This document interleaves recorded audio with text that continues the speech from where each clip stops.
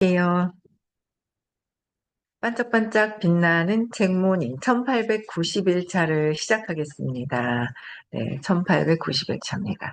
네, 소설책이라 진도가 빨리빨리 나옵니다. 네, 오늘 191페이지 밑에서 5번째 줄이에요.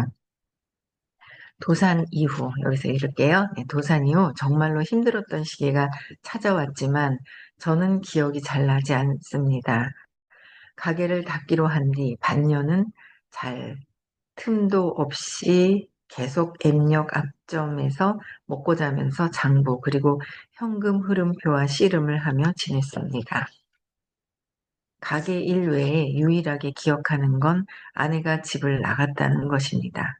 그리고 좋지 않은 일은 한꺼번에 몰려온다는 말을 증명이라도 하듯 딸의 상태가 그 무렵 급격히 악화됐고요.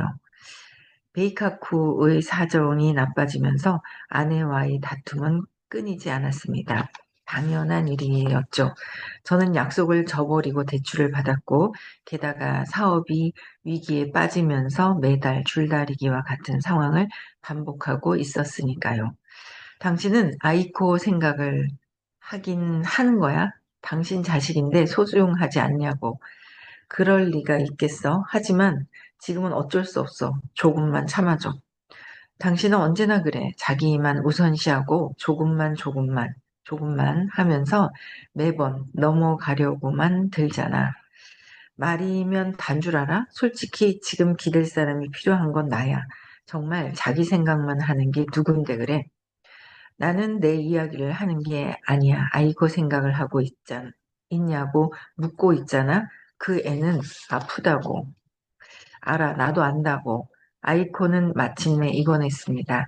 역시나 상태가 좋지 않았던 겁니다.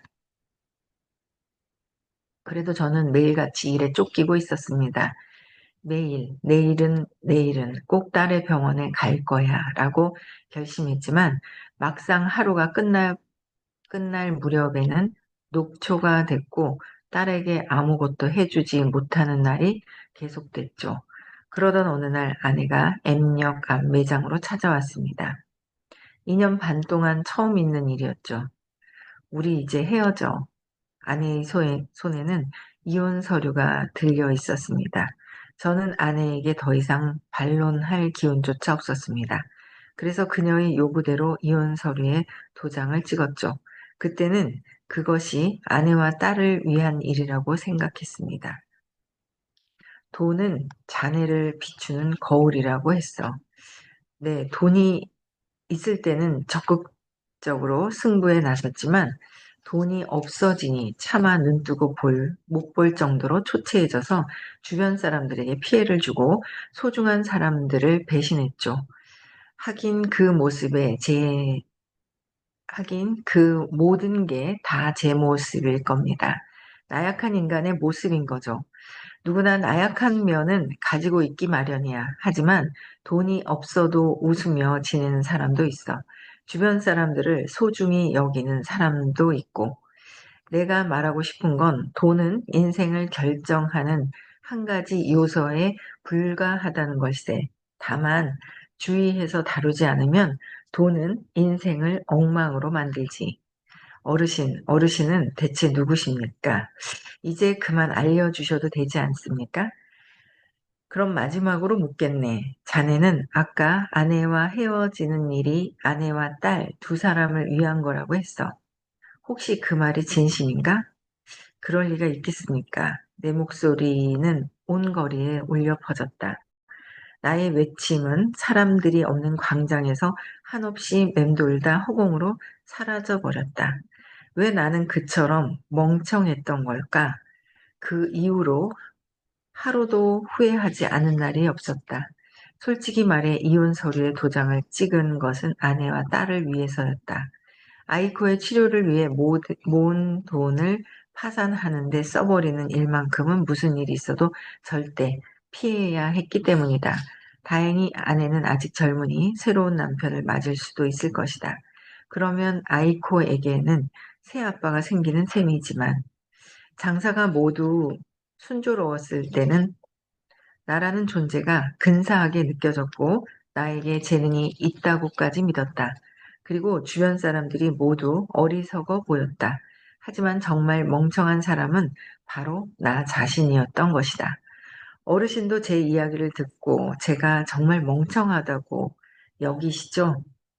자네가 돈에 휘둘려 모든 걸 이루려 하는 건 정말 멍청해 보이지. 무슨 말을 하고 싶으신 겁니까? 너무 자책하지 말게. 고작해야 돈이야. 저한테는 빚이 있습니다. 그건 엄청난 사실이고요. 그걸 갚으려면 얼마나 걸릴지 정말 까마득하단 말입니다. 자네는 아무것도 몰라. 그럼 어르신은 뭘 하신다는 거죠? 제 실패의 담을 듣고 즐기고 계셨던 것 아닙니까? 취미도 참 고약하시군요. 스스로 조코라고 말하면서 도대체 뭘 하고 싶은 겁니까? 제가 얼마나 어리석은지 비웃고 싶었던 것 아니냐고요. 자네는 특별히 멍청하지 않아. 돈에 지나치게 휘둘렸을 뿐이야. 그건 누구나 피할 수 없는 함정과도 같지. 어느 정도의 돈에 만족하는 건 어려운 일이거든. 돈은 가질수록 더 가지고 싶어지는 법이야. 자네는 돈을 다루는 방법에서는 많은 실수를 범했지만 실제로 경영 면에서는 단 한 가지 실수밖에 하지 않았어. 자네 말대로 크림 주먹밥의 인기는 언제까지나 언제까지나 계속될 것이다 라고 믿은 것 그 하나야. 만약 크림 주먹밥이 계속 잘 팔렸다면 어땠을 것 같나? 모든 게 순조롭지 않았을까? 네, 다 제 탓입니다. 제가 큰 실수를 저질렀습니다. 그래서 저뿐 아니라 많은 사람의 인생을 망쳤고요. 그런 부분까지 꿰뚫어 보지 못했던 제 책임입니다. 자네는 자신한테 너무 엄격해. 사실 자네가 그렇게 자책하길 바라는 사람은 아무도 없어. 다만 절대라는 건 없다는 걸 명심하게. 누구나 운이 없으면 성공하지 못하고 운이 나쁘면 아무리 완벽한 계획을 세워도 실패하기 마련이야. 하지만 운이 언제까지나 나쁜 운이 언제까지나 나쁜 사람은 없어. 자네도 돈에 대해 올바르게 행동하면 언젠가 꼭 성공할 걸세. 그러니까 배틀을 휘두르는 걸 그만둬서는 안 되네.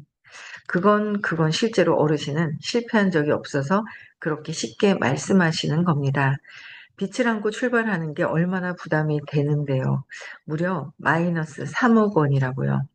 하지만 자신의 소중한 것과 교환하는 데에는 아주 적은 금액이지.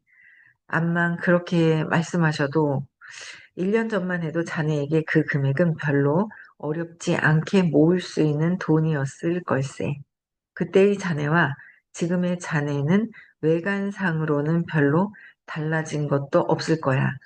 바뀐 건 사고방식이지. 자네는 섣불리 더 많은 돈을 얻으려다 평정심을 잃고 실패했어. 그리고 돈을 잃고 나서도 계속 평정심을 잃고 있어. 그렇다면 저는 그저 두 주먹밥 가게로 만족해야 했던 겁니까? 아니, 그보다 훨씬 전으로 돌아가서 은행원으로 있었던 게 더 나았던 겁니까? 아무도 만약의 세계는 알 수 없어. 하지만 돈에 관한 경험은 돈을 다뤄봐야만 쌓이는 거야. 자네는 그 경험을 이미 얻지 않았나. 은행원처럼 남의 돈이 아닌 자신의 돈을 다루는 경험 말이야. 경험은 돈이 안 되지 않습니까? 그건 어떻게 받아들이느냐에 달렸지. 자네는 판단을 잘못했다고 했지만 그 경험은 자네가 장차 판단을 내릴 때 반드시 도움이 될 거야. 1억 원을 토대로 판단을 내렸던 경험은 1억 원의 그릇이 되어서 자네 속에 남게 되거든. 그럼 다음에 10억 원이 수중에 들어오면 어떻게 하겠나? 만약 10억 원이 나한테 생긴다면 이게 꼭 꿈속에서만 일어날 법한 허황된 가정은 아니야. 이미 자네에게 1억 원의 그릇이 생겼기 때문에 신중히 돈을 다룬다면 10억 원도 분명 현실적으로 사용할 수 있을 거야. 따라서 1억 원을 다뤄본 경험은 무엇과도 바꾸기 어려운 귀중한 재산이지.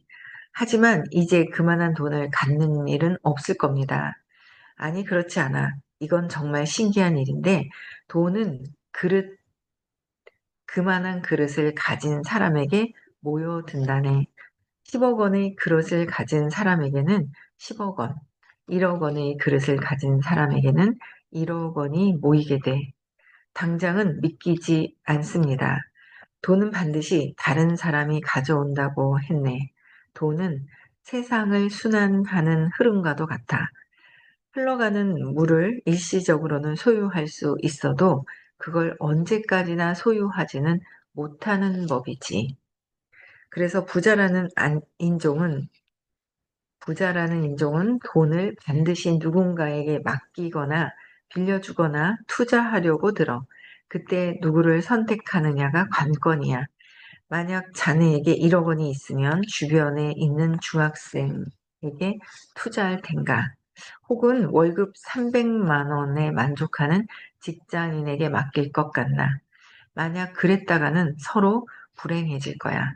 그래서 부자는 자신의 돈을 반드시 그 금액에 어울리는 그릇을 가진 사람에게 주는 거야.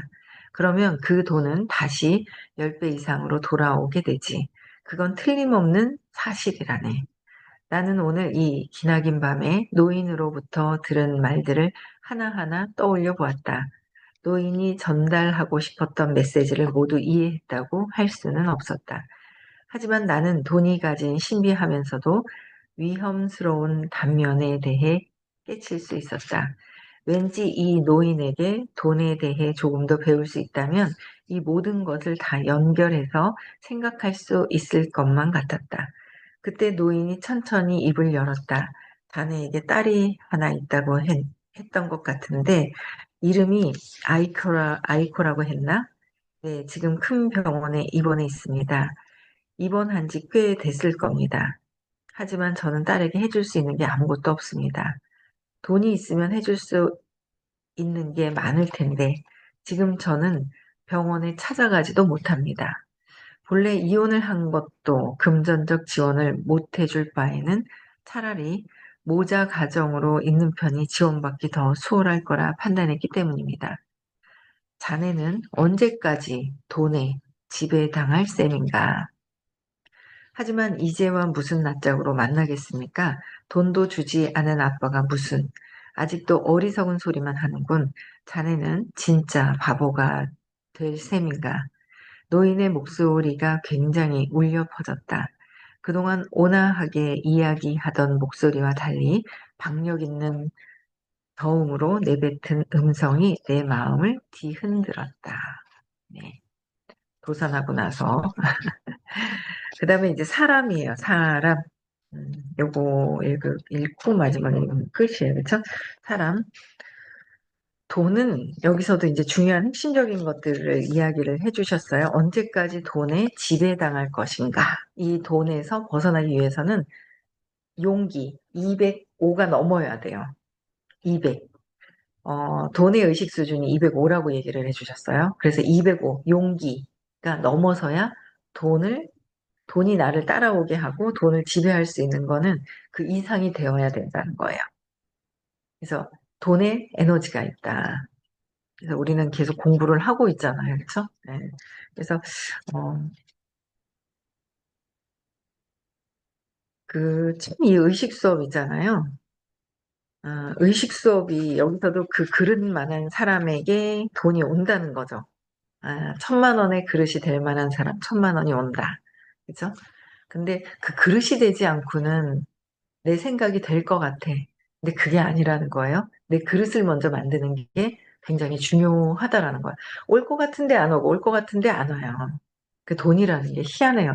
돈이 더 예민한 거, 돈 자체가 에너지이기 때문에 그 205 이상을 넘어서야 돼요. 용기. 내가 두려움을 해결하면서 뭔가 일을 하잖아요. 점점 올 수 있는 것들이 있는데 내가 두려움을 해결하지 않으면 이 두려움 앞에서는 돈이라는 게 왔다가도 사라지고 지켜지지를 못한다라는 거죠. 그 에너지가 있는 거예요. 어제도 신기했어요. 어제도 장례식장을 갔다가 신기하게 그, 이 영적인 공부를 하시는 분을 만났어요. 영적인 공부를 하시는 분이에요.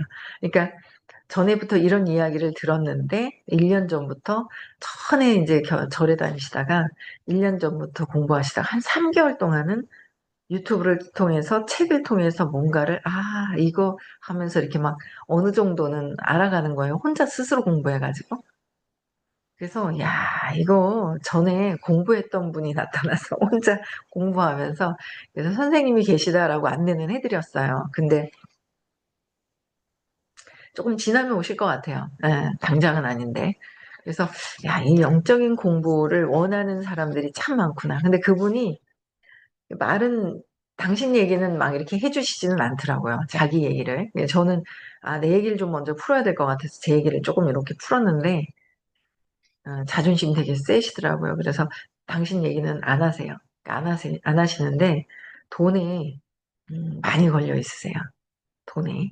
그래서 보니까 야 이거 혼자만 아는 전에 했었던 습관적으로 거기까지는 자기가 하는데 그 선을 넘어서는 거는 또 이제 그 중간에 계신 분과 얘기를 해서 그게 또 이제 연결이 돼야 될 것 같더라고요. 그래서 야 이거 영적인 공부를 원하고 하시는 분들이 진짜 많구나 하는 생각이 또 들더라고요.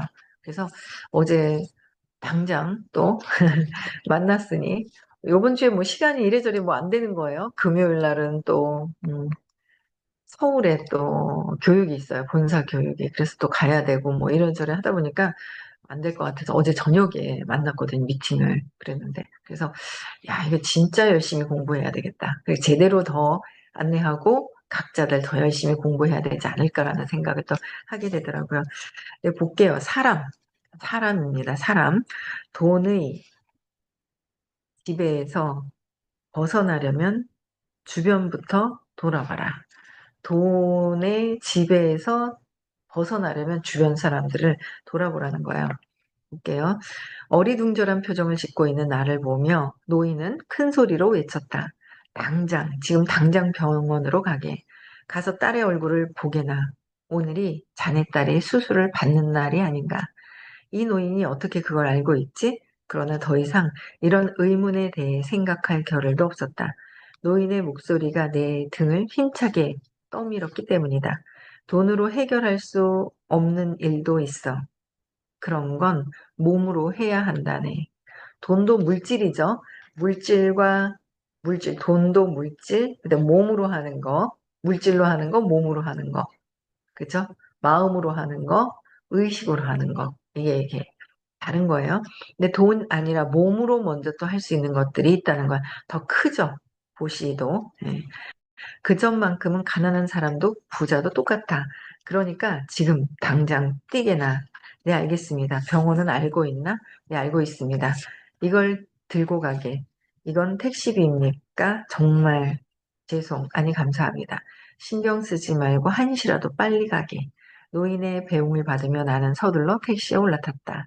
택시 기사에게 병원 이름을 말하자 차는 거친 소리를 내며 출발했다. 기사는 긴급한 상황임을 눈치챘는지 맹렬한 속도로 병원을 향해 달렸다. 병원에 도착하자마자 야간 출입구만 열려 있었다. 건물 안으로 들어가니 병원 안은 이미 소등되어 어두컴컴했다. 저 멀리 불이 켜진 곳이 보였다. 그 불빛을 향해 나는 있는 힘껏 뛰어갔다. 도착한 곳은 간호사실이었다. 저기 고토 아이코의 아빠입니다. 아니, 가시와기 아이코라고 해야 하나요? 나이가 지긋한 간호사가 의아한 듯 쳐다보더니 새파랗게 질린 내 얼굴을 보고 상황을 직감했는지 상냥하게 대답해 주었다. 고토 아이코 양은 오늘 수술을 받아서 이제 거의 끝났을 겁니다. 수술실 앞에서 사모님이 기다리고 계세요. 나는 간호사가 알려준 곳을 향해 길고 어두운 병원 복도를 달렸다. 수술실 앞에 도착하자 기다란 의자에 오똑하니 앉은 낯익은 사람의 그림자가 보였다. 아내였다. 아이코 수술은 어떻게 됐어? 당신 여기를 어떻게 여기를? 그건 나중에. 아이코는 어때? 의사 선생님이 어려운 수술이라고 하셨어. 하지만 최선을 다하셨대. 그리고 20여 분 동안 나는 오랜만에 아내와 단둘이서 이야기를 나눴다. 나는 먼저 그녀에게 사과했다. 그동안 아무런 힘이 되어주지 못해서 정말 미안해. 그리고 그러자 아내는 내 말을 스며시 가로막더니 천천히 입을 열었다. 그동안 나만 힘든 줄 알았어. 당신은 언제나 일만 하고 집안일은 나 몰라라 했잖아. 나 혼자서 아이코를 돌봤고 당신은 말로는 가족을 사랑한다고 했지만 아무리 돈을 많이 벌어와도 전혀 와닿지 않았어. 집에서 당신은 그걸로 모든 의무를 다했다고 표정을 하고 있었지. 나는 그런 당신과 생각이 완전히 달랐고 당신은 사업이 잘 안 되어서 내가 이혼했다고 생각하는 것 같은데 사실 그전부터 결심했던 거야. 미안해. 아니야, 그런 내 생각도 독선적이었다는 걸 알았거든. 이번 일을 겪으면서 다시 깨달았어. 우리 모두 자기만 생각하고 있었던 거야. 아이코가 제일로 바랐던 건 단지 우리가 사이좋게 지내는 것이었는데, 우린 서로 자기 좋은 대로만 한 거지. 당신은 돈만 벌어 오면 된다고 생각했고, 나는 돈만 벌어 오면 다야 하면서 당신한테 화가 나 있었고, 우리가 이혼한다고 아이코에게 이야기했을 때 그 애는 아무 말도 안 했어. 하지만 성을 바꾸는 건 싫다고 완강히 거부하더라고. 그런 점은 당신을 닮았나 봐. 역시나 나한테 그 애의 아버지까지 뺏을 권리는 없었어. 우리 때문에 그 애를 더는 힘들게 하지 말자. 아내는 마지막에 오열했고 그 소리는 복도에 울려 퍼졌다. 알았어. 하고 싶은 말이 많았지만 가슴이 미어져 그 한마디밖에 할 수 없었다. 쾅! 마침내 수술실 문이 열렸을 때 의사의 눈에 우리는 어떻게 비쳤을까? 있을 리가 없는 아버지가 와 있고 어머니는 울어서 눈이 퉁퉁 부어 있으니 말이다. 젊어 보이는 담당 의사는 우리에게 가볍게 목례만 하고 수술복을 갈아입으러 갔다. 반쯤, 반쯤 열린 문 너머로 조금 전에 수술을 마친 아이코의 모습이 살짝 보였다. 그리고 수술실에서 이동 침대를 병실로 옮겨갈 때 나는 마침내 아이코의 얼굴을 볼 수 있었다. 아직 마취가 덜 깼는지 아이는 눈을 감고 있었다. 아이코, 괜찮니? 아프지 않고? 나는 아이코에게 다가가서 말을 걸었다. 작게 말했는데 작게 말했는데도 병원이 조용한 탓에 목소리가 울렸다. 바로 옆에 있던 간호사의 눈치가 보이긴 했지만 개의치 않고 딸 아이에게 말했다. 아이코, 정말 미안하다. 그러자 아이코는 눈을 살며시 떠서 내 얼굴을 확인하더니 부드럽게 미소를 지었다. 아이코, 알아보겠니? 아빠야. 다행이다. 그 말만 하더니 아이코는 다시 눈을 감았다. 나는 병실로 향하는 침대를 붙잡고 계속 말을 붙이려고 했다. 그러자 간호사가 나를 막으며 이렇게 말했다. 수술이 막 끝나서 흥분하면 안 좋으니까 그만하세요. 그래도 내가 아이코에게 계속 말을 걸려고 하자 간호사는 다른 환자분들도 계시니 이만 돌아가세요 라며 나를 강력하게 제지했다. 아이코가 간 뒤 병원 복도에서 나와 아내는 우두커니 서 있었다. 그때였다. 저기 실례합니다. 혹시 보토 씨 되세요? 아까 수술실 장소를 알려준 나이가 지긋한 간호사가 다가왔다. 보토 씨 맞죠? 조금 전에 어떤 할아버님이 이 편지를 전해달라고 하셔서요. 간호사가 건넨 봉투에는 보토, 에이스케 기하, 조코로부터라고 적혀 있었다. 29분이네요. 그쵸? 이거는 내일 읽고 마무리를 하면 될 것 같습니다. 네, 여기까지 하고요. 네, 우리는 돈을 담을 수 있는 그릇, 저기 가서 큰 양동이를 사오고, 그래서 되는 것이 아니라 내 마음의 그릇, 마음의 그릇을 넓혀서 의식, 에너지라는 건 돈도 에너지고, 나도 에너지를 확장시켜야지만 된다라는 거예요. 그렇죠? 그러기 위해서는 내가 갖고 있는 전에 성공, 돈에 관련된 나의 믿음, 그죠? 근원적인 나의 믿음이 바뀌어야 된다라는 거죠. 그죠? 예, 그래서 다들 아시고 열심히 공부하실 겁니다. 뭔가, 푹 빠져 있을 때가 있어요. 근데 이런 게 보이긴 하는데 푹 빠져 있을 때가 있거든요. 반드시 그거를 해결해야 돼요. 해결해야지 그냥 갖고 있어서는 안 되더라고요. 그래서 계속 발표하시면서 오늘도 발표가 많은 거로 알고 있어요. 선생님 식사하시고 가실 수 있으려나 싶네요. 오늘 식사 준비해서 가려고 하는데 많아요. 발표가. 그래서 빠르게 진행을 하셔야 될 것 같은데 어쨌든 좋습니다. 의식 성장하는데 제 포커스를 맞춰야 될 것 같아요. 네, 여기까지 하고요. 오늘 대구에서 수업이